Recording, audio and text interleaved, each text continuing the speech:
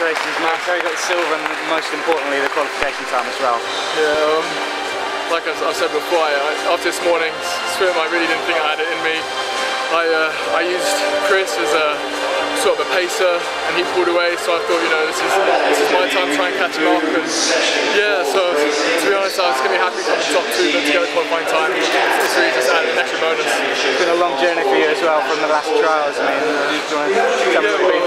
in March, you know, it was a tough race. I wasn't at my full potential, but to be honest, the longest period that's been since the Beijing trials, where I did make the 100 and 200 backstroke qualifying time, and to try and keep involved in the sport for 4 years, it's tough. To be honest, I really don't know if I'd have kept swimming if I hadn't made the team this year, but it's a dream come true right now. I don't really know what to say. You've moved back to Guildford as well in the run-up to this season. Yeah. What's that done for your form? They've been absolutely phenomenal, Guildford. I used to swim it up until I was about 15. I left to go to Australia, America, came back, and it's as if nothing had changed.